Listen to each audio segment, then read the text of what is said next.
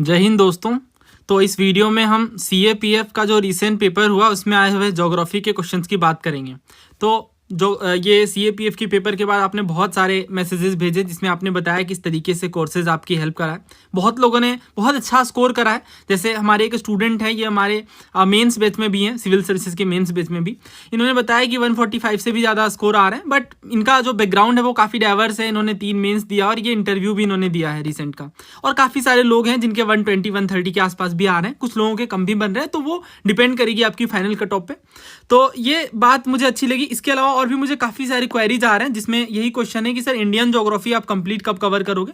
तो देखिए काफ़ी सारे वीडियोस मैंने बनाए हैं, कंप्लीट वीडियो जिस तरीके से हमने फिजिकल ज्योग्राफी की कवर की है वैसे ही हम जल्दी कवर कर लेंगे। तो स्टार्ट करते हैं फिर इस लेक्चर को। देखिए इसमें हम स्टार्ट करेंगे जिस टॉपिक से, वो है सॉइल्स वाला। ये क्यों हम स्टार्ट करेंगे, बिकॉज ये जो क्वेश्चन है पोर्टजोलाइजेशन वाला, ये बहुत ही डिफरेंट टाइप का क्वेश्चन है। ये हमारी फिजिकल ज्योग्राफी में नहीं है, बट जो PYQs है वो किस तरीके से हेल्प करता है ऐसे क्वेश्चन को टैकल करने में, ये अभी आप समझोगे। क्वेश्चन ये है कि पोर्टजोलाइजेशन कहाँ होता है। हाई मिडल लेटीट्यूड्स में, कोस्टल रीजन में, region with hot and humid climate में, रीजन हैविंग अरीड क्लाइमेट में। पहले समझते हैं कि पोर्टजोल्स का मतलब क्या होता है। देखिए पोर्टजोल्स एक तरीका का इनफर्टाइल सॉइल होता है, यानी वैसी सॉइल जो फर्टाइल नहीं है, जिसमें खेती नहीं की जा सकती है। और आगे बताया जा रहा है कि इसमें क्या होता है, white layer from which minerals have been leached into lower stratum. बहुत सिंपल सी बात है, इसमें जो मिनरल्स हैं वो नीचे की ओर लीच आउट हो जाते हैं, निक्षालित हो जाते हैं। जब बारिश होती है तो इसमें जो मिनरल्स है वो नीचे की ओर आ जाते हैं। सिंपल सा इसका मतलब ये है। अब अगर आप ध्यान से देखो तो ये CAPF का क्वेश्चन था 2023 का ही। इसमें पूछा गया था कि जो फुमड़ीज है, फुमड़ीज के बारे में आपको पता होगा, लोकटक लेक में जो फ्लोट करते हैं वो फुमड़ीज कहलाते हैं। तो इसमें किस तरीके की सॉइल फॉर्मेशन प्रोसेस देखने को मिलती है, तो यह है ग्लियाइजेशन। ठीक है, पोर्टजोलाइजेशन नहीं, बट ये ऑप्शन में था लास्ट ईयर। ठीक है, लास्ट ईयर के CAPF पेपर में सेम अगर आप देखो तो NDA में भी क्वेश्चन पूछा गया कि सॉइल फॉर्मिंग रिजाइम में कौन से एक क्षेत्र में अकर करता है जहाँ पे इवेपो ट्रांसपायरेशन जो है वो प्रेसिपिटेशन से ज़्यादा होती है। आसान भाषा में बोलें तो वैसे क्षेत्रों में जहाँ बारिश से ज़्यादा इवापोरेशन हो रहा है, वाष्पीकरण हो रहा है, उन क्षेत्रों में किस तरह का रीजन होता है। तो यहाँ भी आप देखो तो आंसर पोर्टजोलाइजेशन नहीं है, लेकिन कैल्सिफिकेशन है। ऑप्शन में पोर्टजोलाइजेशन है। तो अब आपको समझ आना चाहिए कि ये जो अलग अलग टर्म्स हैं, कैल्सिफिकेशन, लेटराइजेशन, पोर्टजोलाइजेशन, ग्लेजाइजेशन, इनका क्या मतलब है। सेम NDA में आप देखो तो फिर से पूछा गया कि पोर्टजोलाइजेशन की प्रोसेस कहाँ देखने को मिलती है, इक्वेटोरियल में, मानसून में, टाइगा में या मेडिटेरेनियन में। हालांकि इसका आंसर टाइगा है। ब्रीफ में समझ लेते हैं पोर्टजोलाइजेशन का क्या मतलब है। उसके बाद में सारे टर्म्स मैंने पहले भी पढ़ाया है और मैं फिर से पढ़ाऊंगा, क्योंकि यही हमारा पर्पस है। कुछ टॉपिक्स जो NCERTs में नहीं है, स्टैंडर्ड बुक्स में नहीं है, बट वो PYQs अपने आप में एक सिलेबस डिफाइंड हो गया है। ठीक है, तो इसी कारण से जब भी मैंने पहले भी लेक्चर्स कवर किया तो उसमें हर एक ऑप्शंस को हमने डिटेल में कवर करा, और बैच में भी हम इसी तरीके से करते हैं। क्या होता है देखिए, तो पोर्टजोलाइजेशन में क्या होता है, ये है मिट्टी की सरफेस, और इसमें ये जो ऊपरी वाला लेयर है इसे हम ऑर्गेनिक सरफेस लेयर कहते हैं। ये है टॉप सॉइल, और इसके बाद आती है एलुविएटेड होराइजन। अभी मैं आपको बताऊंगा कि अलग अलग होराइजन्स होते हैं सॉइल में, जिसमें से एक ई होराइजन होता है। तो आपको ध्यान रखना है कि ये इलुवाइटेड होराइजन है, बिकॉज यहीं से एलुविएशन होती है। मतलब सिंपल सा ये है कि जो एल्युमिनियम, आयरन, ये सब जो मेटल्स हैं वो नीचे की ओर लीच आउट करते हैं। ठीक है, नीचे की ओर पहुंच जाते हैं। यहाँ पे लिखा भी हुआ आप देखो अगर तो as grey horizon with no organic matter. ये ऐसा होराइजन है जहाँ पे ऑर्गेनिक मैटर नहीं है, बट यहाँ लीचिंग हो रही है ऑर्गेनिक मैटर्स की। ठीक है, तो इसका जो आंसर है ना वो टाइगा फॉरेस्ट है। क्यों? क्योंकि आप देखो टाइगा बायोम जो है वो इस तरीके से हमें जो अपर वाला जो हाई मिडल लेटीट्यूड है वहाँ देखने को मिलता है। तो ये जो सेम क्वेश्चन है NDA का, ये आपके अभी CAPF के पेपर में पूछ लिया गया। तो इजी वाले तो हम कर ही रहे हैं NCERTs के, जो ऐसे क्वेश्चन है जो आउट ऑफ द बॉक्स है, ये भी हम PYQs की हेल्प से कर सकते हैं। ठीक है, तो ये क्वेश्चन मैंने करवाया है यूट्यूब पे भी, बैच में भी, और इसके सारे क्वेश्चन एसोसिएटेड हमने पहले भी कवर किए हैं। बट अभी हम पहले समझेंगे कि कौन कौन से प्रोसेस इन्वॉल्व होते हैं सॉइल के फॉर्मेशन में। पहला है एलुविएशन। एलुविएशन का क्या मतलब है, तो ये वो प्रोसेस है जिसमें जो फाइन पार्टिकल्स हैं जैसे क्ले मिनरल्स ये लीच हो जाते हैं, ठीक है। तो अभी जब भी आप एलुविएशन सुनो, क्योंकि अभी ई जोन भी हम पढ़ेंगे, उस टाइम भी आप देखोगे कि जो ई होराइजन है वो यही बताता है कि यहाँ पे लीचिंग हो रहा है। लीचिंग का मतलब जो अपर लेयर है ना सॉइल की, उससे नीचे की ओर मिनरल्स आ रहे हैं, बस यही है, सिंपल सा यही है एलुविएशन, मतलब वो लेयर जहाँ पे लीचिंग हो रही है, दैट्स इट। इसके बाद अगला जो टर्म है वो है मेलेनाइजेशन।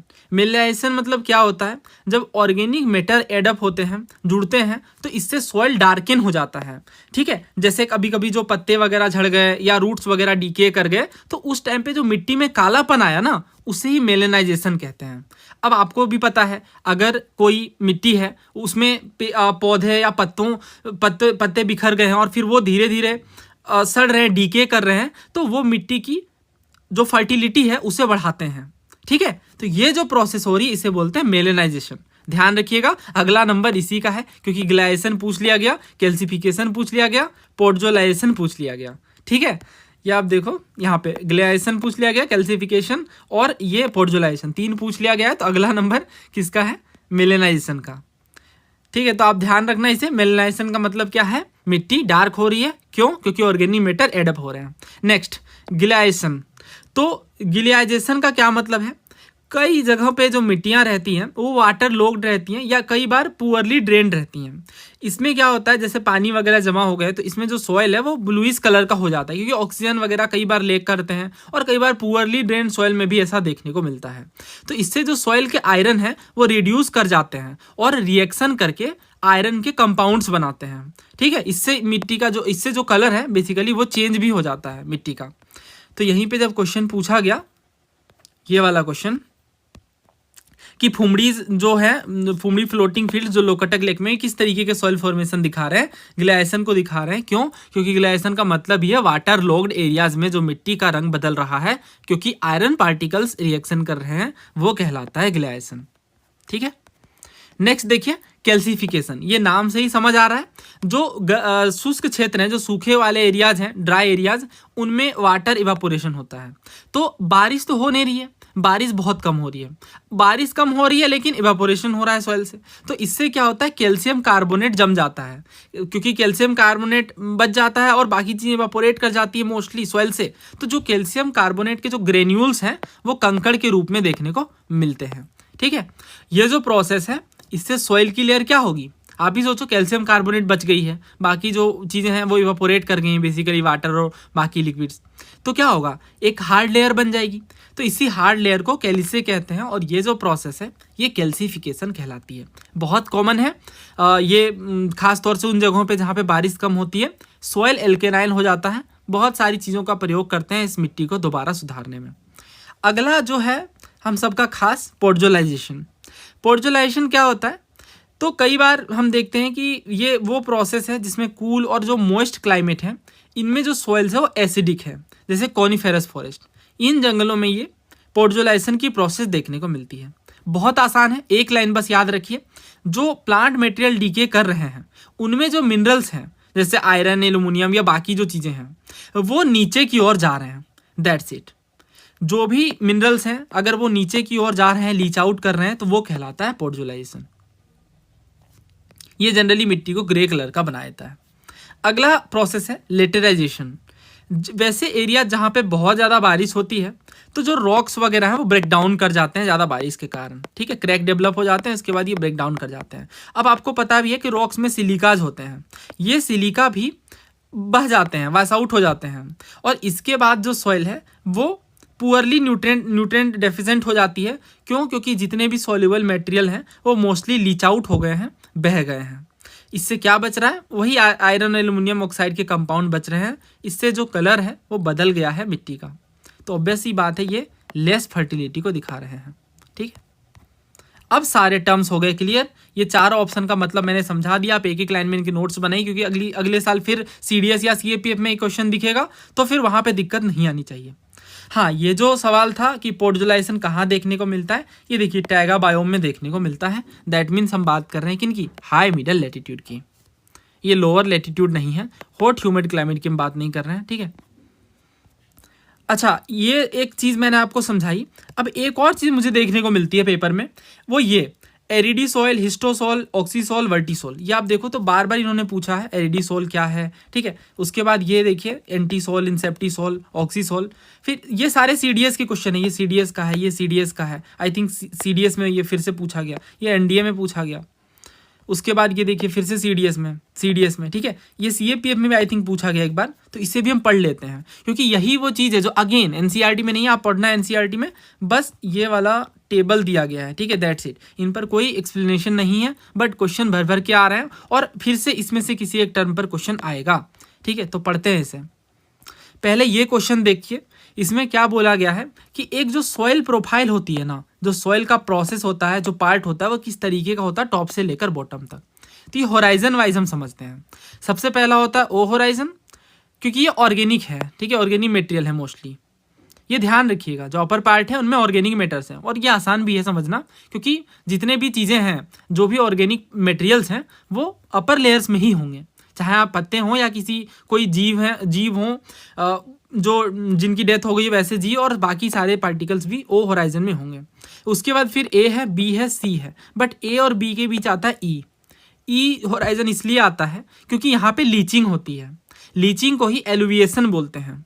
क्या है लीचिंग? मिनरल्स का नीचे की सरफेस में आना।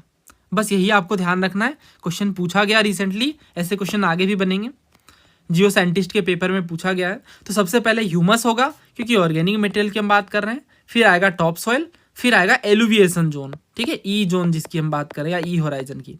फिर आएगा सब सॉइल, और उसके बाद एंड में हमें पेरेंट मटेरियल वेदर्ड देखने को मिलेंगे, ठीक है। वेदर्ड पेरेंट मटेरियल के बाद सबसे लास्ट में हमें अनवेदर्ड पेरेंट मटेरियल देखने को मिलते हैं, जिनकी वेदरिंग नहीं हो पाई है। अब ये हम पहले देख लेते हैं कि हमें इसमें क्या क्या कवर करना है। तो जो ICAR है, Indian council of agriculture research, इन्होंने सॉइल को क्लासीफाई किया है USDA सॉइल टेक्सोनॉमी के बेस पे, और इसमें इन्होंने करीब 9 सॉइल के टाइप हमें दिए हैं। पहला इंसेप्टिसोल। जो इंसेप्टिसोल है, ये यंग सॉइल्स हैं, और इनमें वीकली डेवलप्ड प्रोफाइल्स हैं। ये मोस्टली हमें इंडिया के इंडो गैंजेटिक प्लेन्स में, क्योंकि हमें जो नई मिट्टी है ना, न्यू सॉइल, जिसे हम क्या कहते हैं, खादर, ठीक है, खादर, इंडो गैंजेटिक प्लेन्स में देखने को मिलते हैं। उसी सॉइल को इंसेप्टिसोल का नाम दिया गया है। इसके बाद आते हैं एंटीसोल। एंटीसोल भी यंग सॉइल हैं, और इनमें भी नो प्रोफाइल डेवलपमेंट देखने को मिलता है। ये भी एलुवियल प्लेन्स में ही मोस्टली देखने को मिलते हैं। इसके बाद एल्फीसोल आते हैं, और ये मॉडरेटली वेदर्ड हैं, बहुत ज़्यादा वेदरिंग नहीं हुई है, बट मिडिल पार्ट में ये है, और इनमें बेस सेचुरेशन है। इसके साथ ही क्ले है, मतलब मिट्टी का भी पार्ट है। क्ले इन द सेंस वो जो बिल्कुल फाइंड मिट्टी होती है ना, वो वाला पार्ट भी हमें देखने को मिल रहा है सॉइल में। फिर आते हैं वर्टिसोल। वर्टिसोल कैसे समझाऊं मैं, बहुत आसान है। देखिए, ब्लैक सॉइल जो होती है ना, उसको वर्टिसोल के रूप में देखा गया। क्या है ये वर्टिसोल? तो जब बारिश होती है तो ये मॉइस्चर रिटेन करके रख लेते हैं, और जब वापस से गर्मियों के दिन आते हैं या जब ड्राई होती है तो उनमें क्रैक डेवलप हो जाते हैं। अब देखोगे तो इस पर क्वेश्चन भी आया है वर्टिसोल के ऊपर, ठीक है, अभी हम कवर करेंगे। हाँ, एक तो ऑर्गेनिक सोल के बारे में पूछा गया है, और ये देखिए, हाँ, यहाँ पे देखिए वर्टिसोल के बारे में। तो वर्टिसोल क्या है? Rich in clay content and highly basic, ठीक है। अभी जैसे मैंने बताया, क्ले कंटेंट के कारण क्या होता है, क्ले कंटेंट के कारण इनमें मॉइस्चर बनी रहती है। ब्लैक सॉइल से आप एसोसिएट कर सकते हैं, ठीक है। नेक्स्ट देखिए, तो इसमें एंटीसोल के बाद हम पढ़ते हैं एल्फीसोल। तो एल्फीसोल में भी हमने कवर कर लिया कि ये पेनिनसुलर इंडिया में मोस्टली देखने को मिलते हैं। फिर आते हैं वर्टिसोल, फिर आते हैं एरिडीसोल। तो जो एरिडीसोल हैं, ये एरिड रीजन में देखने को मिलते हैं, जहाँ पे लीचिंग बहुत कम हुई है। देखिए, बारिश वाले क्षेत्रों में ही लीचिंग होगी ना। लीचिंग का मतलब ही वही है कि मिनरल्स नीचे की ओर जा रहे हैं, क्योंकि इनमें ऑर्गेनिक मटेरियल बहुत ही कम है, ठीक है, लेस ऑर्गेनिक मटेरियल। फिर आते हैं मोल्लीसोल। तो जो मोल्लीसोल है, मोल्लीसोल में हम देखते हैं कि ये फर्टाइल सॉइल्स हैं और thick dark organic rich surface layer है। इसका मतलब ये है कि ये जो मिट्टियाँ हैं, ये काफ़ी ज़्यादा उपजाऊ हैं, फर्टाइल हैं। फिर आते हैं अल्टीसोल। अल्टीसोल बहुत ज़्यादा वेदर्ड सॉइल्स हैं, इनमें भी लो बेस सेचुरेशन देखने को मिलता है और वार्म ह्यूमिड क्लाइमेट में देखने को मिलते हैं। फिर आते हैं ऑक्सीसोल। ऑक्सीसोल बहुत ज़्यादा वेदर्ड हैं और इनमें आयरन और एल्यूमिनियम ऑक्साइड देखने को मिलता है। इसके बाद आते हैं हिस्टोसोल। इसके बारे में आपको याद रखना है, ये very very important. Organic rich soil होते हैं, वेटलैंड्स में देखने को मिलते हैं हिस्टोसोल, ठीक है। मार्सी एरिया जो होते हैं, जो दलदली क्षेत्र, उनमें हिस्टोसोल देखने को मिलते हैं। हाँ, अब ये क्वेश्चन देखिए, कौन सा ऑर्गेनिक सॉइल है, एनडीए में पूछा गया। मोस्टली लोग इसे स्किप करेंगे, रीज़न बहुत सिंपल है, क्योंकि ऐसे जो क्वेश्चन है वो पेपर में डिफ़िकल्ट है, क्योंकि ये एनसीईआरटी में नहीं है, बट अभी हमने पढ़ लिया है और ये इसी तरीके से हम कवर भी करेंगे। ठीक है, तो आंसर क्या होगा इसका, हिस्टोसोल्स, क्योंकि हिस्टोसोल्स है जिनमें ऑर्गेनिक मटेरियल, ऑर्गेनिक सॉइल ज़्यादा देखने को मिलेंगे। हाँ, इसके बाद ये क्वेश्चन है, एरिडीसोल के बारे में कौन सी बात सही नहीं है। तो पहला कह रहे हैं कि वाटर की लेकिंग देखने को मिलती है मोस्ट पार्ट में, ईयर के मोस्ट ऑफ द पार्ट में पानी कम होता है ऐसी मिट्टियों में प्लांट्स के लिए। अगला कह रहे हैं कि ऑर्गेनिक मैटर ज़्यादा होता है। फिर कह रहे हैं कि लार्ज एक्यूमुलेशन देखने को मिलता है कार्बोनेट्स का। और चौथा कह रहे हैं एब्सेंस देखने को मिलती है डीप वाइड क्रैक्स की। तो देखिए, जो डीप वाइड क्रैक हैं ये सब तो हमने ब्लैक सॉइल के साथ एसोसिएट करके पढ़ा, राइट। इसका आंसर जो ऑप्शन बी है, हाई ऑर्गेनिक मैटर। जो एरिडी सॉइल होते हैं ये सेलाइन होते हैं और एल्केलाइन सॉइल होते हैं, इनमें बहुत ही कम ऑर्गेनिक मैटर होता है। जैसा कि मैंने बताया था कि वैसे क्षेत्र जहाँ पे बारिश नहीं होती है, बारिश नहीं होगी तो ऑर्गेनिक मैटर नहीं होंगे, ऑर्गेनिक मैटर नहीं होंगे तो मिनरल्स नहीं होंगे, मिनरल्स नहीं होंगे तो लीचिंग नहीं होगी। आई होप आप इसे लिंक कर पा रहे हो, जो मैंने आपको बताया इनिशियली कि ये चीज़ आपको बहुत ज़रूरी है समझना, कहाँ लीचिंग हो रही है। तो यहाँ पे ऑर्गेनिक मटेरियल कम है क्योंकि ये सूखा क्षेत्र है, एरिड एरियाज हैं, क्योंकि वेजिटेशन भी बहुत कम है और जीरोफाइटिक है। जीरोफाइटिक का मतलब जो आपके कैक्टस वगैरह होते हैं, ठीक है, जिनमें कांटे मिलते हैं, वो जीरोफाइटिक्स जनरली कहलाते हैं, जो बहुत ही शुष्क क्षेत्रों में देखने को मिलते हैं। इसमें देखिए लिमिटेड लीचिंग है, अभी ये पॉइंट मैंने आपको समझाया, इससे सब सरफेस सॉइल होराइजन देखने को मिल रहा है। ठीक है, तो ये बात बिल्कुल गलत है। हाई ऑर्गेनिक मैटर हमें कहाँ, एरिडीसोल में नहीं बल्कि हिस्टोसोल में देखने को मिलता है। ठीक है, हिस्टोसोल में। तो ये मैं लिख देता हूँ हिस्टोसोल, ताकि आपको रिवीजन में आसानी हो। हाँ, अब हम आगे बढ़ते हैं। अब ये क्वेश्चन जो है वो पूछा गया एंटीसोल, इंसेप्टिसोल, हिस्टोसोल, ऑक्सीसोल, ये हमें मैच करना था। तो देखिए इसे कैसे मैच करेंगे, पहले सबसे पहले एंटीसोल देखते हैं, फिर इंसेप्टिसोल। तो एंटीसोल जो है वो वीकली डेवलप्ड सॉइल है विथ नो होराइजन, जैसा कि मैंने अभी यहाँ पे बताया है। हाँ, ये देखिए, no profile development, no horizon. ठीक है, मतलब वो कोई कैटेगराइजेशन नहीं है मिट्टियों में, ये बात है। उसके बाद तो ये A2 के साथ मैच होगा। फिर आता है इंसेप्टिसोल, इसमें वीकली या फिर क्विकली डेवलप्ड होराइजन देखने को मिलते हैं। हिस्टोसोल है, जैसे मैंने बताया, बहुत ही ज़्यादा मात्रा ऑर्गेनिक मैटर की, डायरेक्ट क्वेश्चन भी इस पे बन गया। मतलब आप समझिए, ये CDS 2021 का क्वेश्चन है, ये NDA 2023 में पूछा गया, तो इसके एक जो पार्ट है उनसे क्वेश्चन फ्रेम कर लिया गया। ठीक है, तो ये तरीका है PYQ कवर करने का, और फिर हमें पेपर में ये चीज़ें डिफिकल्ट लगती हैं, क्योंकि ये हैं भी, अगर आप PYQs को उस वे में नहीं प्रिपेयर करो तो। फिर हिस्टोसोल है, हिस्टोसोल हो गया। फिर ऑक्सीसोल है, तो ऑक्सीसोल बहुत ज़्यादा ओल्ड है और हाईली वेदर्ड है। ठीक है, तो आंसर इसका A है। ये क्वेश्चन भी था, ऑक्सीसोल, वर्टिसोल, हिस्टोसोल और एंटीसोल, ये CDS 2019 का क्वेश्चन है। तो जो ऑक्सीसोल है ये बहुत ज़्यादा ओल्ड है, जैसा कि अभी हमने कवर किया, तो ये A जाएगा 3 के साथ। वर्टिसोल में रिच है क्ले कंटेंट में और हाईली बेसिक है। फिर आते हैं हिस्टोसोल, अभी पढ़ा हमने, ऑर्गेनिक मैटर में काफ़ी ज़्यादा रिच है। और उसके बाद आते हैं एंटीसोल, जिनमें होराइजन ही नहीं है। ठीक है, तो आंसर इसका B है। सेम क्वेश्चन ये बार बार पूछ रहे हैं घुमा फिरा के। ठीक है, तो ये फर्दर हमें देखने को मिल सकता है। फिर पूछा गया था 2021 में, इंसेप्टिसोल, एंटीसोल, वर्टिसोल, मुल्लीसोल क्या है, सॉइल है, सॉइल का होराइजन, ना कि सुगर केन है, कोल, कॉपर है। लार्जेस्ट जोग्राफिकल एरिया किस सॉइल में कवर है, तो ये इंसेप्टिसोल में कवर है। ये देखिए NCERT में बताया है ICR ने कि कितने हेक्टेयर है, तो ये 40% अप्रोक्स जो है वो हमें इंसेप्टिसोल ही देखने को मिलेगा। ठीक है, और ये चीज़ आप यहाँ से भी समझ सकते हो कि जो इंसेप्टिसोल है वो यंग सोइल है, और ज़्यादातर एरिया में, खासतौर से इंडो गंजेटिक प्लेन में, जो कि काफ़ी ज़्यादा लार्जेस्ट है, हमें इंसेप्टिसोल ही देखने को मिलता है। तो इस कारण से जो आंसर है वो ऑप्शन A है। तो आई होप आपको क्लैरिटी मिली, समझ में आया कि कैसे किस तरीके से हमें प्रिपेयर करना होता है PYQs को। ठीक है, और इसी तरीके से हम बैच में भी कवर करते हैं, यूट्यूब पे भी कवर करते हैं। जब भी हम PYQs कवर करते हैं तो लास्ट 5 सालों के CDS CAPF के PYQs हमने फ्रीली कवर किए हैं चैनल पे। ठीक है, प्लेलिस्ट से आप कवर कर सकते हो, इवन सिविल सर्विसेज के भी। अब ये क्वेश्चन अगेन पूछा गया CAPF में, तो अभी देखिए ये जो क्वेश्चन था ये भी अगेन PYQ बेस्ड है, और यही चीज़ इस वीडियो का पर्पस है, आप इस चीज़ को समझो कि कैसे वो रिपीट कर रहे हैं। ये एक साइड में ओशन करंट है और दूसरे साइड में लोकेशन बताई गई है, क्यूरोसियो, अगुलहास, ईस्टविन ड्रिफ्ट और एंटीलेस करंट। तो देखिए क्यूरोसियो के बारे में CAPF में पहले भी क्वेश्चन पूछा गया है। जो ये आपके ओशनिक करंट है ना, इससे 25-30 से भी ज़्यादा PYQs पूछे गए हैं, और ये सब कुछ हमने बैच में कवर किया है, मैप के साथ मैंने आपको पढ़ाया है ये कंप्लीट। ठीक है, तो यूट्यूब पे भी आपको वीडियो मिल जाएगी इसकी। और इसके साथ ही मैं हालांकि मैंने अभी ये क्वेश्चन कवर करूंगा मैं जो डायरेक्टली यहाँ पे हमारे यूज हुए हैं, ठीक है, इसमें से। तो क्यूरोसियो के बारे में पूछा था और यहीं पे क्वेश्चन में ही बता दिया गया, क्या बता दिया गया कि ये नॉर्थ पैसिफिक ओशन में देखने को मिलते हैं। तो यहाँ से तो हमारा काम हो गया, क्यूरोसियो में पैसिफिक ओशन में देखने को मिलेगा। तो ए तो 2 के साथ जाएगा और हमारे पास 2 ही ऑप्शन बचते हैं।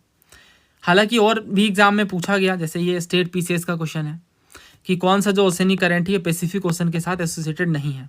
तो कनारी एसोसिएटेड नहीं है, बाकी क्यूरोसियो, कैलिफोर्निया, हम्बोल्ट ये सारे पैसिफिक ओशन का ही पार्ट हैं, ठीक है। यही रीज़न है कि जब भी मैं सीएपीएफ या सिविल सर्विसेज किसी भी बैच को कवर करता हूँ तो उसमें हम स्टेट पीसीएस के भी पीवाईक्यूज डिस्कस करते हैं, ठीक है। जैसे ये क्वेश्चन 2 बार पूछा गया यूपी पीसीएस में, और इसमें यही पूछा गया कि इंडियन ओशन से कौन सा करंट एसोसिएटेड है। तो जो अगुलहास है ना, ये इंडियन ओशन में देखने को मिलता है। तो इसमें जो सेकेंड है अगुलहास, ये इंडियन ओशन का पार्ट है, ठीक है। तो ये 4 के साथ मैच होगा। तो B4 के साथ आप देखो एक ही में देखने को मिल रहा है। तो इतने से ही हमारा काम हो गया। फर्स्ट जो है क्यूरोसियो ये पैसिफिक ओशन में है और अगुलहास जो है इंडियन ओशन में है, ठीक है। बाकी दोनों भी हम कवर कर लेते हैं। ईस्ट विंड ड्रिफ्ट जो है वो अंटार्कटिक ओशन में है, और जो एंटिलीज हैं ये भी ये एंटार्कटिक में है ईस्ट विंड, और जो एंटिलीज हैं ये अटलांटिक में है, ठीक है। और क्यूरोसियो तो हमने पढ़ा पैसिफिक में, और अगुलहास जो है वो इंडियन ओशन में। तो ये तरीका है, मतलब ये जो 2 ऑप्शन हमने देखे डायरेक्ट पीवाईक्यू बेस्ड है। तो अगर आप इसे पढ़ भी रहे ओशन करंट को तो समझ नहीं आता कि इतने सारे करंट्स हैं, किसे हम ओशन के साथ याद रखें, किसे कोल्ड वार्म के साथ याद रखें। तो ये पीवाईक्यूज हमारे लिए आईने की तरह काम करते हैं, ठीक है। और भी कुछ कवर करना है। हालांकि अभी मैंने इस वीडियो में तो सोचा है कि मैं सिर्फ आपको बेस्ट जो क्वेश्चंस हैं जो डायरेक्ट एनसीईआरटी बेस्ड हैं, पीवाईक्यूज बेस्ड हैं, उन्हें कवर कराऊं, और बाकी तो फिर मैं कवर करूंगा ही सारा। जैसे ये क्वेश्चन था, इसमें आपसे विंड के टाइप के बारे में पूछा गया था। 3 स्टेटमेंट्स थे। पहला कहा गया कि अपर लेवल में ये देखने को मिलते हैं। दूसरा कहा गया इनमें 2 फोर्स अप्लाई होते हैं, पहला प्रेशर ग्रेडियंट, दूसरा कोरियोलिस। और तीसरा कह रहा है जब फोर्स जो है वो बैलेंस कर देती हैं एयर को राइट एंगल में प्रेशर ग्रेडियंट के, तो पैरेलल हो जाती हैं आइसोबार के। इस सेंटेंस का क्या मतलब है वो भी मैं आपको समझाता हूँ। हाँ, तो ये यूट्यूब पे मैंने एक वीडियो बनाई थी, 7 आवर्स की थी ये, और इसमें हमने कंप्लीट फिजिकल ज्योग्राफी को कवर किया था। एक तरीके का फोर्स है। ग्रेडियंट का मतलब क्या होता है? स्लोप होता है। स्लोप का मतलब ढाल। तो ना देखिए, it is responsible for the flow of air from a region of high pressure to low pressure. तो ऑब्वियसली प्रेशर ग्रेडियंट फोर्स इस बात के लिए रिस्पॉन्सिबल है बिकॉज ये वो फोर्स है जो इस कारण से लगती है कि प्रेशर में डिफरेंसेस हैं, और चूंकि प्रेशर में डिफरेंसेस हैं तो हमें पता है कि विंड जो है ये हाई प्रेशर से लो प्रेशर की ओर मूव करेंगी। तो जिस फोर्स के कारण मूव करेंगी उसे ही प्रेशर ग्रेडियंट फोर्स कहते हैं। बहुत ही सिंपल सा कॉन्सेप्ट है। दोस्तों ना बात कर लेते हैं जियोस्ट्रॉफिक विंड के विषय में। देखिए पहले टेक्स्ट को पढ़ लेते हैं फिर डिटेल में समझ लेंगे। तो जब आइसोबार स्टेट होती हैं, आइसोबार का क्या मतलब है? अभी मैंने आपको बताया था कुछ टाइम पहले कि आइसोबार वो इमेजिनरी लाइन है जो इक्वल प्रेशर वाले एरिया को जोड़ती हैं। तो अगर ये स्टेट होती हैं और कोई फ्रिक्शन नहीं काम कर रहा होता है तो जो प्रेशर ग्रेडियंट फोर्स है इसे बैलेंस कर दिया जाता है कोरियोलिस फोर्स के द्वारा, और जो रिजल्टेंट विंड निकल करके आती हैं वो आइसोबार के पैरेलल फ्लो करती हैं और यही जियोस्ट्रॉफिक विंड कहलाती हैं। हाँ, ये इसे डिटेल में समझ लेते हैं बिकॉज ये कंफ्यूजिंग है। दोस्तों इसे समझने के लिए कुछ बेसिक कॉन्सेप्ट्स आपके माइंड में होने चाहिए, फिर बहुत आसानी से इसे समझा जा सकता है। हमें पता है कि विंड जो है ये high pressure to low pressure move करती हैं, तो बस इसी कॉन्सेप्ट को ध्यान में रखते हुए पहले हम लोग आइसोबार ड्रॉ करते हैं।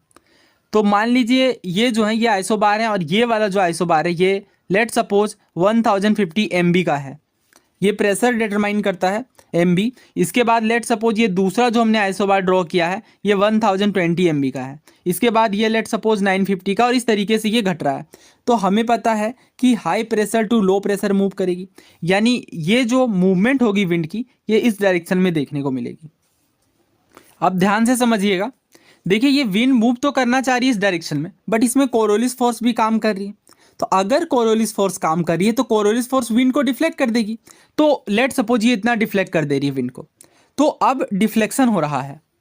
तो यहाँ पे बहुत ध्यान से आपको यही समझना है कि चूंकि ये अर्थ सरफेस रोटेट कर रही है, इस वजह से रोटेट करने के कारण Coriolis force is not allowing to move this winds in a straight path. इन विंड्स को स्ट्रेट पाथ में मूव नहीं करने दिया जा रहा है कोरियोलिस फोर्स के द्वारा। क्यों? क्योंकि अर्थ एक रोटेटिंग बॉडी है, इस वजह से डिफ्लेक्टिंग फोर्स लग रहा है। दोस्तों लेट सपोज ये विंड की मूवमेंट होनी चाहिए थी प्रेशर ग्रेडियंट फोर्स के कारण, बट चूंकि हमें पता है कि कोरियोलिस फोर्स भी एक्ट कर रही है तो ये विंड इस डायरेक्शन में मूव कर रही है। लेकिन अगर कोरोलिस फोर्स कम होता है, अब कोरोलिस फोर्स कब कम होगा, हमें पता है कि कोरोलिस फोर्स अगर आप इक्वेटर से अवे जाते हो, अवे फ्रॉम इक्वेटर जाते हो, तो ये जो कोरोलिस फोर्स है ये बढ़ता जाता है। ठीक इसके उल्टे अगर हम देखें तो पोल से इनफैक्ट आप इक्वेटर की तरफ देखें तो ये घटता जाता है। तो ये अगर घट रहा है कोरोलिस फोर्स, तो एक ऐसा पॉइंट भी आएगा, there will be a point where the impact of Coriolis force will not be there. Coriolis force का कोई इम्पैक्ट नहीं देखने को मिलेगा इस टाइम पे। Let me change the colour. इस टाइम पे ये जो विंड्स हैं ये आइसोबार के ही पैरेलल मूव करने लगेंगी, और इस तरह की जब सिचुएशन बनती है तो वो जियोस्ट्रॉफिक विंड कहलाती है। एक बार क्विकली सम अप कर लेते हैं। तो ये बेसिकली एक तरीके की थ्योरेटिकल विंड है, मतलब ये इमेजिनरी आप कह सकते हैं। तो जब प्रेशर ग्रेडियंट फोर्स इक्वल होती है कोरोलिस फोर्स के, अभी हमने देखा इमेज के थ्रू किस तरीके से कोरोलिस फोर्स घटती जाती है, और एक टाइम ऐसा आता है जब वो बिल्कुल आइसोबार के ही पैरेलल मूव करने लगती हैं। तो उस टाइम पे वो जो कंडीशन बनी विंड की वही जियोस्ट्रॉफिक विंड कहलाती हैं।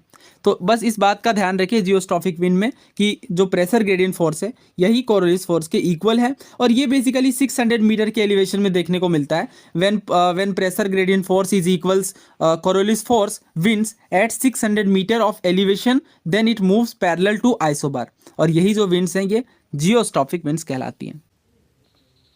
तो उम्मीद है आपको ये समझ आया होगा, आपने ध्यान से समझा होगा इसे। अब देखिएगा कितना आसान है ये हमारे लिए। पहले इन्होंने कहा कि ये अपर लेवल पे अकर करती हैं, अभी हमने देखा ये।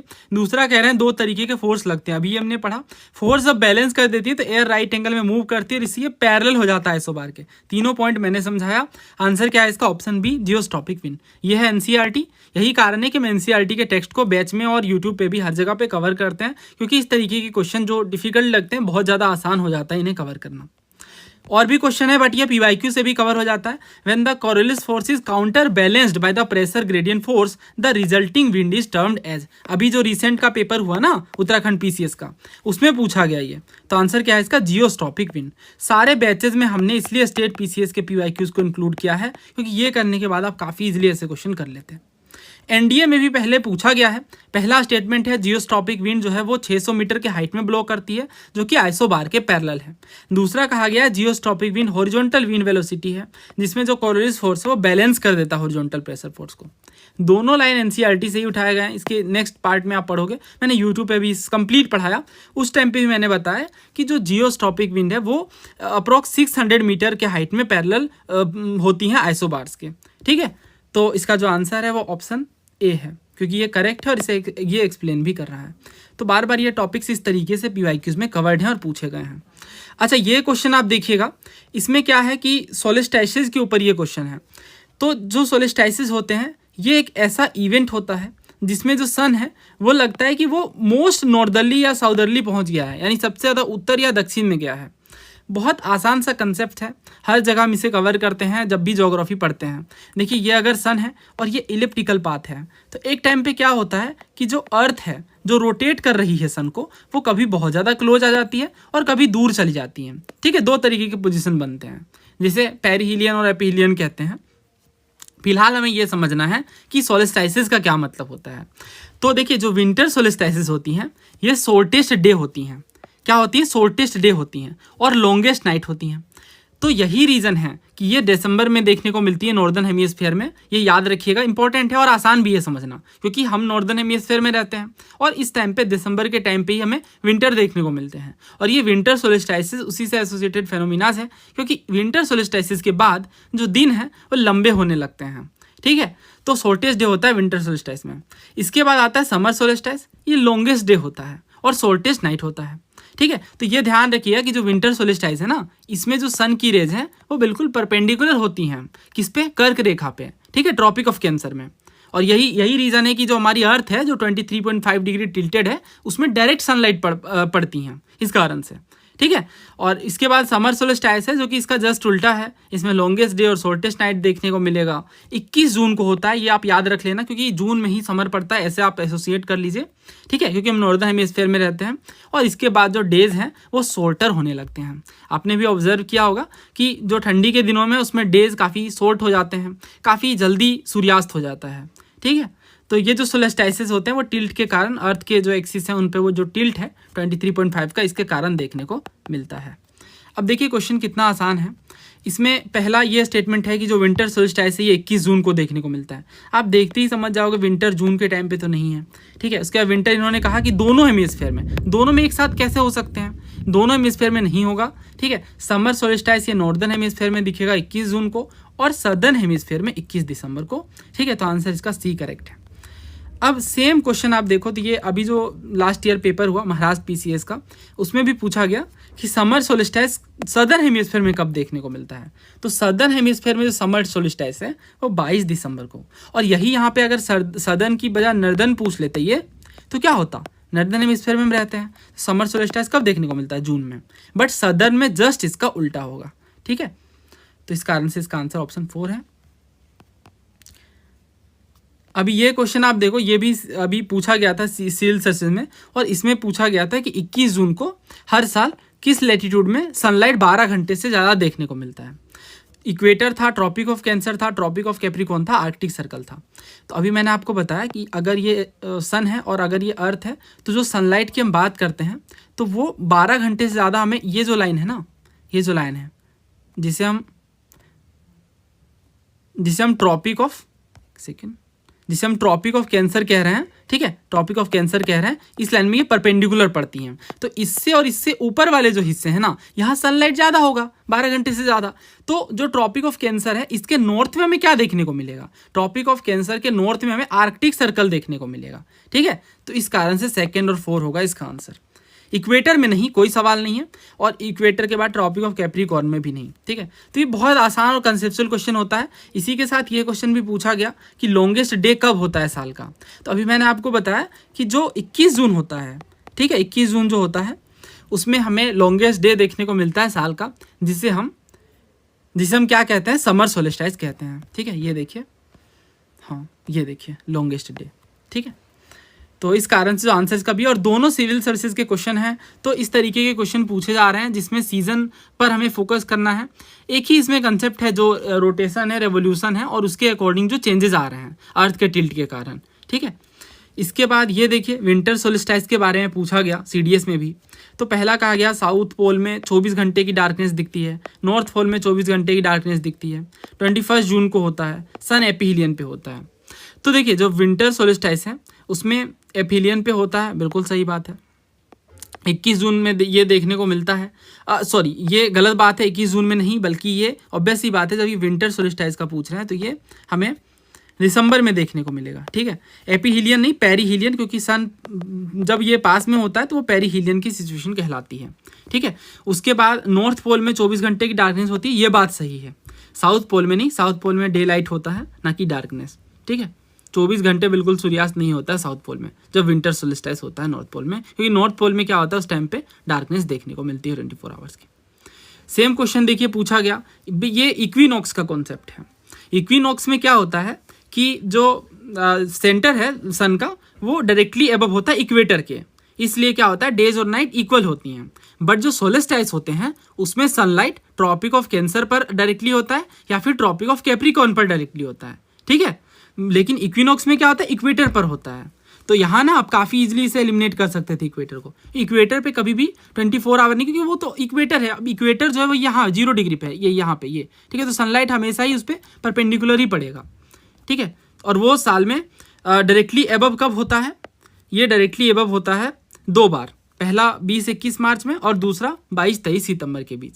नॉर्दर्न हेमिस्फेयर में समर सोल्स्टाइस कब होता है ये मैंने बता दिया है, 21 जून को, और सदर्न हेमिस्फेयर में कब होता है, 21 दिसंबर को, ठीक है। तो ये हमसे इक्विनॉक्स का पूछा गया तो इक्विनॉक्स होगा मार्च में, या ऑप्शन में अगर ये सितंबर देते हैं तो ये सितंबर भी होगा आंसर, ठीक है। देखिए ये जो क्वेश्चन था इसमें भी बहुत लोग कंफ्यूज हुए, बट था आसान अगर पीवाईक्यू उस तरीके से हमने कवर किया तो। जैसे इसमें पूछा गया ग्रीन हाउस इफेक्ट के बारे में कौन सी बात सही है। तो ग्रीन हाउस इफेक्ट का क्या फंडा है, ये एनसीईआरटी में भी कवर्ड है, ग्लोबल वार्मिंग और ग्रीन हाउस इफेक्ट कैसे एसोसिएटेड हैं आपस में। तो ये जब क्वेश्चन मैंने एनालिसिस करी थी सीडीएस की, उस टाइम पे भी मैंने आपको समझाया था कि क्या प्रोसेस रहती है। फिर से हम एक बार क्विक रिकैप करते हैं। तो सिंपल सा ये फेनोमिना है, अगर हम डायरेक्टली बात करें ग्रीन हाउस इफेक्ट की, तो कि जो हीट है वो ट्रैप्ड हो जाता है, ठीक है। बट इसमें दो कंसेप्ट हैं, एक इनकमिंग और दूसरा आउटगोइंग। तो इनकमिंग के टाइम पे जो रेडिएशंस होते हैं जो जनरली शॉर्टर वेवलेंथ की होती हैं। शॉर्टर वेवलेंथ क्यों? क्योंकि इनकी एनर्जी हाई है, ठीक है। तो ये जो शॉर्टर वेवलेंथ की इंफ्रारेड रेडिएशन है वो एंटर कर जाती हैं ग्रीन हाउस गैस में। बट होता क्या है कि बाद में जब ये लॉन्गर वेवलेंथ में कन्वर्ट होती हैं और जब ये उनका वापस जाने की बारी आती है, पास बैक करने की रहती है, तो ये पास बैक नहीं कर पाती हैं लॉन्गर वाली। क्यों? क्योंकि उनमें उतनी एनर्जी है ही नहीं, ठीक है। तो हमेशा आपको याद रखना है कि जो शॉर्टर वेवलेंथ है वो एंटर करती हैं, बट लॉन्गर वाली वापस उसमें नहीं जा पाती, पास बैक नहीं हो पाती। तो जैसे ये जो क्वेश्चन था ना, इसमें जो सही आंसर था वो ऑप्शन ए था, the shorter wavelength infrared radiation from the sun can enter into the greenhouse. क्या बोला गया? ये जो ग्रीन हाउस होती है इसमें शॉर्टर वेवलेंथ एंटर कर जाती है, while longer wavelength infrared radiation from the ground and the plant inside the green house can not pass back through the glass. लेकिन जो लॉन्गर वेवलेंथ इंफ्रारेड रेडिएशन है वो ग्राउंड से और प्लांट से जो कि ग्रीन हाउस के अंदर हैं उनसे वापस नहीं जा पाती, क्योंकि आते टाइम तो उनकी एनर्जी ज़्यादा रहती है क्योंकि वो शॉर्टर वेवलेंथ है, बट जाते टाइम उनके पास वो एनर्जी नहीं रह जाती क्योंकि वो लॉन्गर वेव इंफ्रारेड रेडिएशन बन गई हैं और इनसे वो एनर्जी नहीं कि वो पास बैक करें, ठीक है। ये इसका कॉन्सेप्ट है। अब ये सेम चीज़ यहाँ पे पूछी गई ग्रीन हाउस इफेक्ट के बारे में। बाकी सारे ऑप्शन आप पढ़ोगे तो इसमें आई थिंक जो सही वाला है तो इसमें डी गलत है डेफिनेटली। बाकी के ऑप्शन में भी देख लेता हूँ। It can take place inside a glass where no radiation, नहीं रेडिएशन तो है ही। It can take place inside a glass where long wave infrared radiation can pass, नहीं लॉन्ग वाली तो पास कर ही नहीं पाएगी। It can take place inside a glass chamber where short wave radiation can pass through out into it and long wavelength can not pass. हाँ बिल्कुल सही है, लॉन्ग वेव जो है वो पास बैक नहीं कर पाती, वापस नहीं जा पाती, बट शॉर्टर वाली आ जाती हैं, ठीक है। तो आंसर इसका सी है। अब ये चीज़ एनसीईआरटी में भी बताई गई है ग्रीन हाउस इफेक्ट के टाइम पे भी। हाँ भी आप देखो तो इसमें इन्होंने बताया कि जो 75% सोलर एनर्जी है जो रीच करती हैं अर्थ में वो एब्जॉर्ब कर ली जाती हैं अर्थ सरफेस के द्वारा, इसी से टेम्परेचर बढ़ता है। बाकी जो हीट हैं वो रेडिएट बैक कर जाती हैं, कुछ जो हीट हैं वो गैसेज के द्वारा ट्रैप कर ली जाती हैं, ठीक है। तो इससे क्या होता है, हमारी जो एटमॉस्फेयर वो फर्दर हीट हो जाती है, इसी से ग्लोबल वार्मिंग होती है। तो आंसर इसका क्या है? Option C. तो इस तरीके से ये भी डायरेक्ट PYQ है, और जिस तरीके से मैंने आपको बताया कि PYQs काफ़ी ज़्यादा इंपॉर्टेंट हैं। तो ये देखिए ये हमारी समग्र बैच है, और समग्र बैच के बारे में मैंने आपको ऑलरेडी बताया है कि किस तरीके से ये हेल्पफुल है सिविल सर्विसेज के प्रिपरेशन के लिए। कंप्लीट टॉपिक वाइज हम कवर करते हैं। इसमें फीचर्स क्या हैं तो वही है, 35 ईयर्स के हम PYQs कवर कर रहे हैं सभी पेपर के। कंप्लीट कवरेज है टॉपिक वाइज PYQs की, ठीक है। और सारा सब्जेक्ट्स हम इसी तरीके से PYQs के मैनर में कवर करेंगे, और इसके साथ ही सारे NCERT स्टैंडर्ड सोर्सेज को भी कवर करेंगे। ये वन स्टॉप सॉल्यूशन रहने वाला है आपके लिए। ये नंबर्स हैं, यहाँ से आप इंक्वायरी कर सकते हैं। CAPF के लिए हमारी सूरवीर बैच है, और सूरवीर बैच की भी अनाउंसमेंट हो गई है, आप डिटेल इसी ID से ले सकते हैं, ठीक है। CAPF CDS के लिए अलग अलग बैचेज हैं, और बिल्कुल एग्ज़ाम के सिलेबस और पैटर्न के आधार पर वो अलाइंड हैं। देखिए ये जो क्वेश्चन है ये राउंड टेबल कॉन्फ्रेंस के ऊपर है, तो ये एक काफ़ी अच्छा डुएबल क्वेश्चन था। तो देखते हैं इनमें किस तरीके से क्वेश्चन फ्रेम किया गया है। तो ये स्टेटमेंट वाइज है, हमें करेक्ट बताना है, हमें करेक्ट स्टेटमेंट बताना है। तो आप पहले ये क्वेश्चन अटेम्प्ट करिए। ओके, तो देखिए क्या कहा जा रहा है। थर्ड राउंड टेबल जो कॉन्फ्रेंस है वो लंदन में मिली नवंबर 1932 में, और इसमें कांग्रेस ने पार्टिसिपेट नहीं किया था। दूसरा स्टेटमेंट ये है कि जो थर्ड राउंड टेबल कॉन्फ्रेंस का जो डिस्कशंस हुआ, इसी के बाद गवर्नमेंट ऑफ इंडिया एक्ट 1935 लाया गया। गवर्नमेंट ऑफ इंडिया एक्ट 1935 में प्रोविंशियल ऑटोनॉमी यानी प्रांतों को जो स्वायत्तता दी गई थी, ऑटोनॉमी दी गई थी, प्रोविंसेस जो थे उन्हें उस चीज़ का फेवर नहीं किया गया था। चौथा ये कह रहे हैं जो गवर्नर है उन्हें कोई पावर नहीं मिली थी 1935 के एक्ट से कि वो कोई प्रोविंस को एडमिनिस्टर कर सकें। इसे समझने से पहले हम कुछ प्रीवियस ईयर क्वेश्चन देख लेते हैं। ये सिविल सर्विसेज 2005 का क्वेश्चन है। इसमें भी 3 स्टेटमेंट है। पहला ये कह रहे हैं कि जो फर्स्ट राउंड टेबल कॉन्फ्रेंस हुआ यानी जो पहला गोलमेज सम्मेलन हुआ, उसमें doctor Ambedkar demanded separate electorate for the depressed class. Depressed classes के लिए सेपरेट इलेक्टोरेट्स की मांग की गई डॉक्टर अंबेडकर जी के द्वारा। दूसरा ये कह रहे हैं कि पूना एक्ट में स्पेशल प्रोविजंस मिले डिप्रेस्ड पीपल के रिप्रेजेंटेशन के लिए, किनमें? लोकल बॉडीज में और सिविल सर्विसेज में। और तीसरा ये है कि इंडियन नेशनल कांग्रेस ने थर्ड राउंड टेबल कॉन्फ्रेंस में भाग नहीं लिया। तो अगर हम इसमें समझें कौन सा सही है तो तीसरा बिल्कुल सही है। इंडियन नेशनल कांग्रेस ने थर्ड राउंड टेबल कॉन्फ्रेंस में भाग नहीं लिया, क्योंकि जो सेकेंड राउंड टेबल कॉन्फ्रेंस थी उसमें कांग्रेस ने भाग लिया था और उसी टाइम डेडलॉक बन गई थी। 1930 में पहला राउंड टेबल कॉन्फ्रेंस हुआ, 1931 में दूसरा, और 1932 में तीसरा गोलमेज सम्मेलन हुआ। तो जो सेकेंड वाला था इसमें कांग्रेस ने और गांधी जी ने पार्टिसिपेट किया था, बट यहीं पे डेडलॉक की सिचुएशन बन जाती है, तो थर्ड राउंड टेबल कॉन्फ्रेंस में भाग नहीं लेती है कांग्रेस। तो तीसरा जो है वो बिल्कुल सही है और पहला भी सही है, बट दूसरा यहाँ पे गलत है। जो पूना पैक्ट है इसमें कह दिया गया है कि डिप्रेस्ड पीपल के लिए लोकल बॉडीज और सिविल सर्विसेज में, ऐसी कोई बात नहीं देखने को मिली थी कि सिविल सर्विसेज और बाकी, ये हम पढ़ते हैं अलग से, ठीक है। सेकंड गलत है, फर्स्ट और थर्ड यहाँ पे सही है। अगर यहाँ पे हमें ये पता है कि थर्ड राउंड टेबल कॉन्फ्रेंस में कांग्रेस ने पार्टिसिपेट नहीं किया था, तो हम डेफिनेटली देख सकते हैं कि थर्ड राउंड टेबल कॉन्फ्रेंस में जो नवंबर 1932 में हुई, ये बिना कांग्रेस के पार्टिसिपेशन के हुई। दैट मीन्स पहला सही है और हमारे पास दो ऑप्शन यहाँ पे बचते हैं। आगे देख लेते हैं, थर्ड राउंड टेबल कॉन्फ्रेंस से हुई गवर्नमेंट ऑफ इंडिया एक्ट 1935, ये है या नहीं, उससे पहले हम थर्ड को देख लेते हैं। Government of India act did not favour the idea of provincial autonomy. अब अगर आपने प्रीवियस ईयर क्वेश्चन किया है, ये सारा मैंने करवाया बैच में भी, यूट्यूब पे भी। देखिए क्या कह रहे हैं, CISF के पेपर में पूछा गया था, प्रोविंशियल ऑटोनॉमी सबसे रिडीमिंग फीचर था। तो जो प्रोविंशियल ऑटोनॉमी है ये सबसे इंपॉर्टेंट फीचर था गवर्नमेंट ऑफ इंडिया एक्ट 1935 का, ठीक है। गवर्नमेंट ऑफ इंडिया एक्ट 1935 में क्या क्या मिला, प्रोविंशियल ऑटोनॉमी एक इंपॉर्टेंट फीचर थी, ठीक है। यहाँ पे तीनों सही है, तो यहाँ पे भी ये सेम क्वेश्चन पूछा गया है। नेक्स्ट देख लीजिए, JPSC में पूछा गया प्रोविंशियल ऑटोनॉमी किनके द्वारा इंट्रोड्यूस किया गया, गवर्नमेंट ऑफ इंडिया 1935 में। बहुत बार पूछा गया, मैंने 2-4 क्वेश्चन यहाँ पे लिए। तो यहाँ से तो आपको क्लियर हो गया कि जो प्रोविंशियल ऑटोनॉमी है गवर्नमेंट ऑफ इंडिया 1935 का एक इंपॉर्टेंट फीचर है, बट यहाँ इन्होंने कह दिया कि प्रोविंशियल ऑटोनॉमी को फेवर नहीं किया। साफ तौर से गलत है, क्योंकि मुख्य रूप से प्रोविंशियल ऑटोनॉमी की ही बात की गई थी। जैसे ही आप तीसरा एलिमिनेट करते हैं, आपको कुछ भी पढ़ने की नीड नहीं है, आपका डायरेक्ट आंसर निकल कर आ जाता है। तो अगर हम इस क्वेश्चन में केवल थर्ड को भी पढ़ें और यहाँ से समझें, क्योंकि बार बार ये पूछा गया है प्रोविंशियल ऑटोनॉमी का जो आइडिया है वो कहाँ से फेवर किया गया, गवर्नमेंट ऑफ इंडिया 1935 के द्वारा, तो हमारा आंसर निकल कर आ जाएगा। आगे बढ़ते हैं, ये क्वेश्चन देखिए, जूनागढ़ का जो इंस्क्रिप्शन है वो ये बताता है कि रुद्रदामन के टाइम पे 72 ईयर चल रहा था, कौन सा, शक कैलेंडर का। और उस टाइम पे एक टेरिबल स्टॉर्म आता है, यानी एक काफ़ी तेज़ आंधी आती है।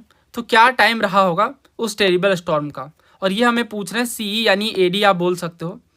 तो देखिए जो ये कैलेंडर है ये हमें समझना पड़ेगा, बट इससे पहले हम इस क्वेश्चन को देखते हैं। ये सिविल सर्विसेज का क्वेश्चन है।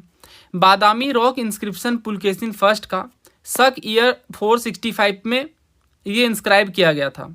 तो अगर हम इसे विक्रम संवत में डेट करें तो उसके अकॉर्डिंग कौन सा ईयर होगा, यानी अगेन ये भी कन्वर्जन बेस्ड क्वेश्चन है, और ये इसके मुकाबले ज़्यादा अच्छा क्वेश्चन है, क्योंकि यहाँ पे बस AD से शक एरा में कन्वर्ट करना है। बट यहाँ आप देखो तो शक एरा से आप पहले AD में पहुँचोगे, उसके बाद फिर आपको विक्रम संवत में भी पहुँचना होगा। क्या लॉजिक है समझते हैं। पहले समझते हैं एरा के बारे में, क्योंकि एक और सवाल है सेम इसी पेपर में पूछा गया, आपको क्रोनोलॉजिकली ऑर्डर में अरेंज करना था एराज को, जो सबसे पहले से शुरू करना था। तो यानी कैलेंडर एक इंपॉर्टेंट टॉपिक है, तो ये हम बैच में कवर करते हैं। यूट्यूब पे ये अभी मैं नहीं करवा पाया हूँ, बट ये क्वेश्चन मैंने जरूर करवाया है, ठीक है। तो जो विक्रम एरा है वो 58 BC, ठीक है, 58 BC में शुरू की गई विक्रमादित्य के द्वारा, और इसमें हम देखते हैं विक्रमादित्य किंग थे, ठीक है, हाँ, who drove the Sakas out of Ujjain and founded the era to celebrate the victory. तो समझ में आ रहा है कि जो सकाज हैं उन्हें ये बाहर करते हैं उज्जैन से, और इस जीत को सेलिब्रेट करने के लिए विक्रम एरा एस्टेब्लिश करते हैं। इसके बाद शक एरा है, और हाँ ये कई बार आप 57 भी देखोगे तो वो तो डेट के अकॉर्डिंग डिपेंड करेगा, ठीक है। उसके बाद देख लेते हैं शक एरा, 78 AD में ये स्टार्ट की गई कनिष्क के द्वारा। अब यहाँ ध्यान दीजिएगा, ये BCE में है, राइट, और ये AD में है, इन दोनों में कंफ्यूज नहीं होना है। इसके बाद नेक्स्ट देखिए गुप्ता एरा, ये 320 AD में स्टार्ट की गई, और प्रोबेबली ये चंद्रगुप्त फर्स्ट के एक्सेशन के टाइम पे मानी जाती है, ठीक है, ये भी हम पढ़ते हैं गुप्ता डायनेस्टी के टाइम पे अलग से। इसके बाद हर्षा एरा है, अगर आपको याद हो या ध्यान हो कि किस सेंचुरी में है हर्षवर्धन, तो वहाँ से आप अंदाजा लगा पाओगे काफ़ी ईजिली, ठीक है, 606 AD से स्टार्टिंग मानी जाती है। इसके बाद कालचूरी एरा है, और ये एक स्मॉल डायनेस्टी थी, बट ये मैंने पढ़ाया है यूट्यूब पे भी कालचूरी डायनेस्टी के बारे में, क्योंकि मुझे जो लगा ट्रेंड एनालिसिस से कि जो माइनर डायनेस्टीज़ हैं, खास तौर से 3rd सेंचुरी के बाद, 3rd सेंचुरी से 10th सेंचुरी के बीच, उन पे हमें ज़्यादा ध्यान देना होगा। तो हमने बहुत सारी डायनेस्टीज़ कवर की हैं, उसकी लिंक मैं डाल दूंगा, वहाँ से आप इसे कवर कर लीजिएगा। वैसे इस वीडियो का टाइटल ही है एंशिएंट डायनेस्टीज़। तो ये इन्हें त्रेकटुक भी कहा जाता है, क्योंकि ये भी क्वेश्चन एग्जाम में पूछा गया है, त्रिकूट किन्हें कहा जाता है, किस डायनेस्टी को। ठीक है, तो कालचुरी एरा को ध्यान रखिएगा।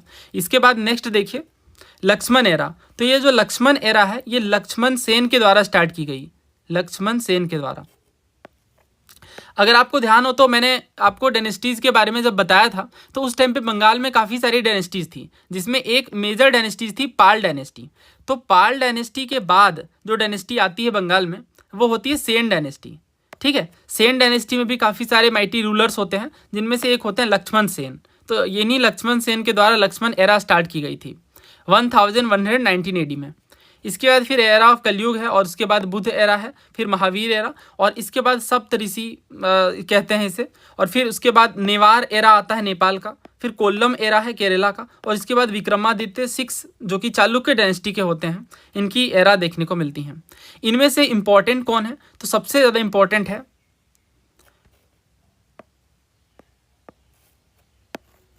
Let me clear it first, okay.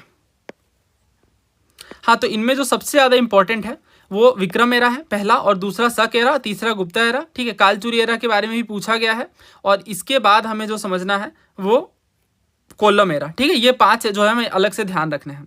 फिलहाल हम इस क्वेश्चन की बात करते हैं।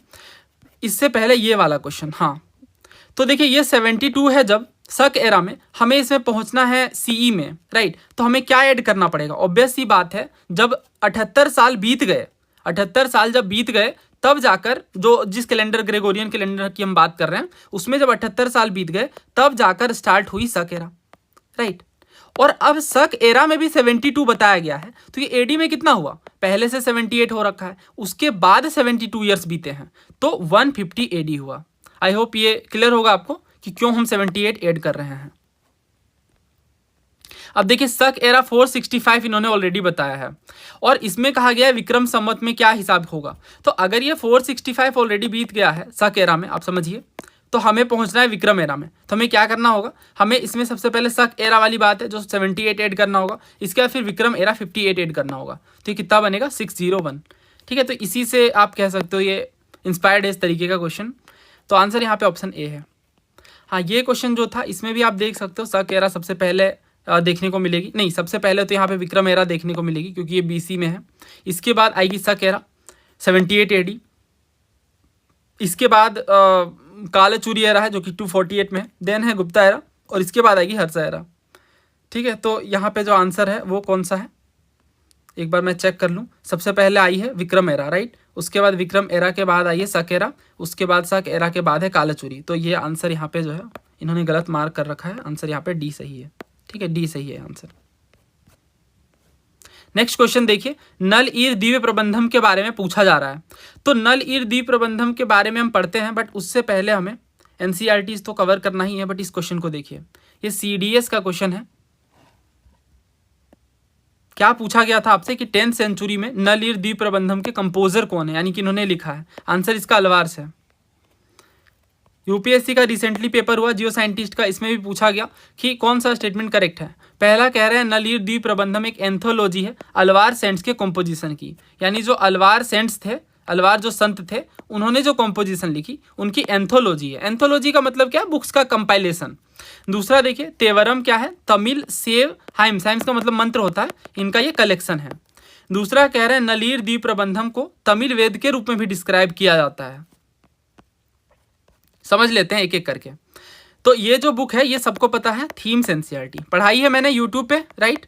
थीम 1 थीम 2 कंप्लीट है, थीम 3 में आई थिंक 2 चैप्टर बचे हैं, बहुत जल्द हम कवर कर लेंगे। तो इसमें देखिए कास्ट के लिए क्या एटीट्यूड था लोगों का, इस चीज़ पर बात की गई है। तो 2 तरीके के भक्ति सेंट्स हमें देखने को मिले इनिशियली, पहले है अलवार और दूसरे हैं नैनार्स।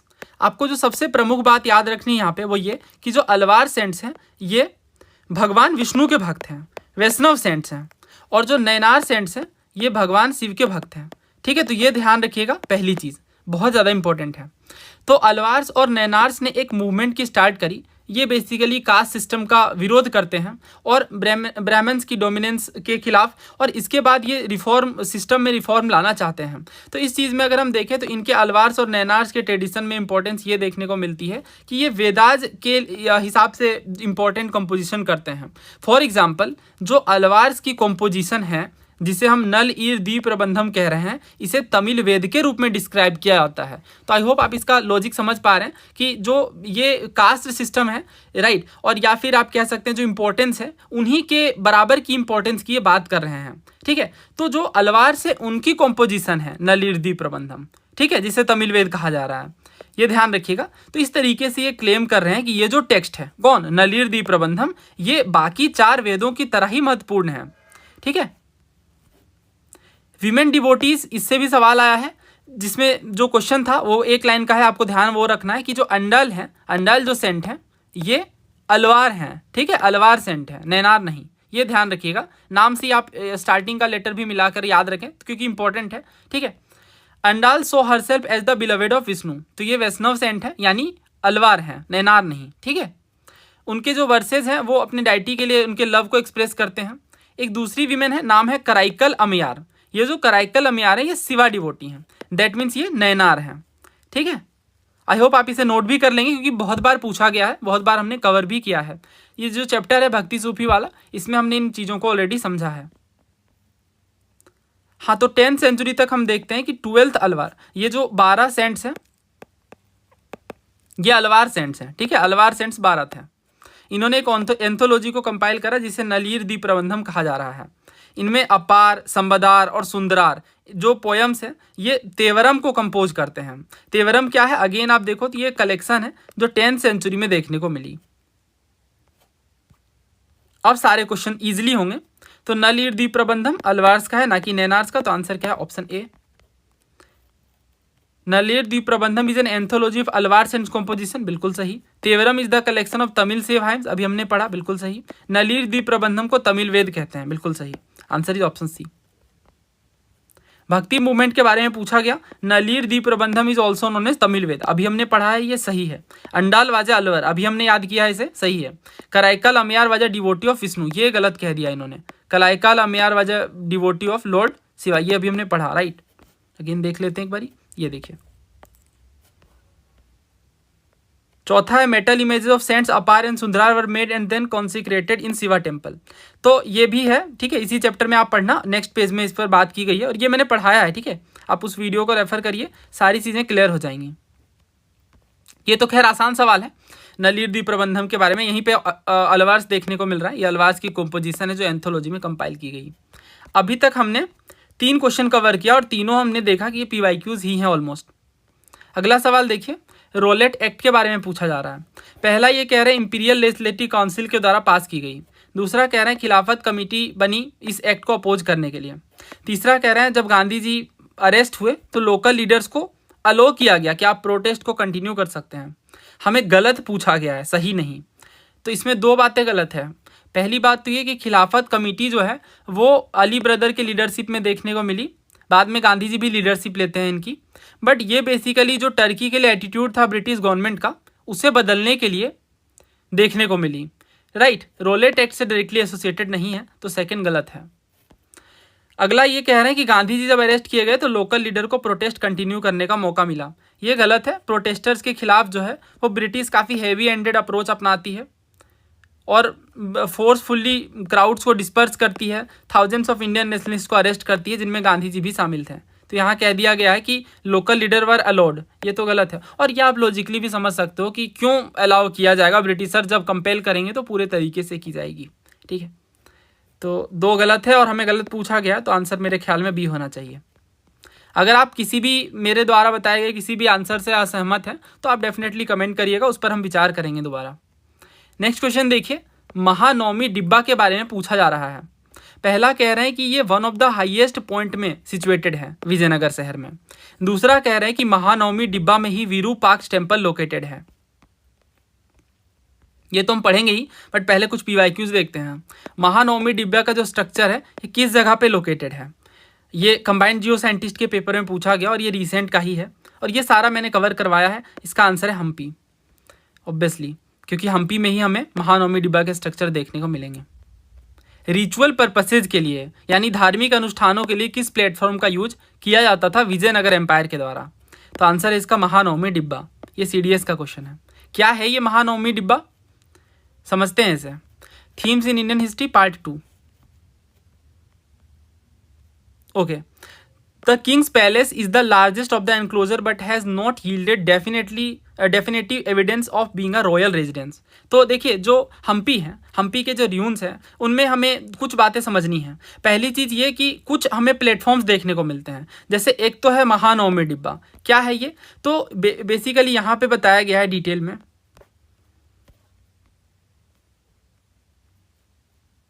ये देखिए, महानवमी डिब्बा, the entire complex is surrounded by high double wall with a street running between them. The audience hall is a high platform with slots for wooden pillars eight close and regular interval. इसके बाद इनमें एक सीढ़ियाँ हैं जो second floor तक जाती हैं, और इस तरीके से ये इन पे ये पिलर्स खड़े हैं। ये जो पिलर्स हैं ये क्लोजली स्पेस्ड हैं और इनमें बहुत कम जगह है, ठीक है। और ये located on one of the highest point in the city. The Mahanavami डिब्बा इज अ मैसिव प्लेटफॉर्म, ठीक है, यही बात हमें समझनी है। Massive platform rising from base of about 11,000 square feet to height of 40 feet. इसके बाद ये एविडेंस भी देखने को मिलता है कि ये सपोर्ट करती है एक वुडन स्ट्रक्चर को, और इसका जो बेस है प्लेटफॉर्म का, इनमें रिलीफ कार्विंग है। तो जो महानवमी डिब्बा है ये एक तरीके का मंच है, प्लेटफॉर्म है, जो जमीन से ऊंचाई पर है, लगभग 11,000 स्क्वायर फीट की ऊंचाई पर ये इनका बेस है, और ऊंचाई है लगभग 40 फीट की। तो ये कुछ है, इनमें कार्विंग्स देखने को मिलती हैं। ये जो कार्विंग्स हैं ये वुडन स्ट्रक्चर की देखने को मिलती हैं, ठीक है। तो ये बात हमें समझनी है। और ये जो रिलीफ कार्विंग है काफ़ी डिटेल्ड है, हालांकि इमेज थोड़ी ब्लरी है, बट आप इंटरनेट पे देखिएगा महानवमी डिब्बा के बारे में। तो जब भी आप महानवमी डिब्बा सुनो तो आपको ये समझ आना चाहिए कि एक तरीके का अप्रेज्ड प्लेटफॉर्म है जो हम्पी में देखने को मिलता है, ठीक है। हाईएस्ट पॉइंट में है विजयनगर में, ये बात बिल्कुल सही है। दूसरा कह रहा है विरूपाक्ष टेम्पल इसमें लोकेटेड है। नहीं, ये तो खुद ही एक प्लेटफॉर्म है, इनमें टेम्पल लोकेटेड नहीं है। विरूपाक्ष टेम्पल और महानवमी डिब्बा अलग अलग चीज़ें हैं, ठीक है। और विरूपाक्ष टेम्पल जो है वो दूर हैं महानवमी डिब्बा से, अप्रोक्स 3-4 किलोमीटर दूर हैं, ठीक है। तो सेकेंड गलत है, पहला सही है। और भी सवाल पूछे गए हैं, जैसे ये भी क्वेश्चन पूछा गया था किनमें, एनडीए में। एनडीए में ये क्वेश्चन पूछा गया था। क्या पूछा गया है कि ये जो महानवमी डिब्बा है ये एक जाइंट बॉक्स है जिनमें मिठाइयाँ डिस्ट्रीब्यूट की जाती हैं महानवमी फेस्टिवल में। दूसरा कह रहे हैं ये एक मैसी प्लेटफॉर्म का नाम है जिनका जो बेस है उनमें रिलीफ कार्विंग देखने को मिलती है। हमें पता है पहला गलत है, दूसरा सही है। ये कोई मिठाई का डब्बा नहीं है, ठीक है। महानवमी डिब्बा, हालांकि इसके नाम के पीछे भी बताई जाती है स्टोरी कि मे भी महानवमी के दिन इनमें रिचुअल्स परफॉर्म होते थे, महानवमी का जो त्यौहार है ना उनमें, ठीक है। बट ये कोई मिठाई वगैरह से एसोसिएटेड नहीं है, तो पहला गलत है। और दूसरा ये एक मेसी प्लेटफॉर्म है, हाँ बिल्कुल सही है, जिनमें रिलीफ कार्विंग देखने को मिलती है। तो यहाँ पे हमें क्या पूछा गया, करेक्ट पूछा गया, तो आंसर इसका बी है। और ये तो मैंने एक्सप्लेन कर ही दिया, रिचुअल पर्पसेज के लिए इनका यूज किया जाता था महानवमी डिब्बा का। तो इसका भी हमने आंसर कवर कर लिया है, ऑप्शन ए है। आगे बढ़ते हैं। हाँ, तो ये वो क्वेश्चंस थे जिन्हें मैंने इजी टू मॉडरेट कहा।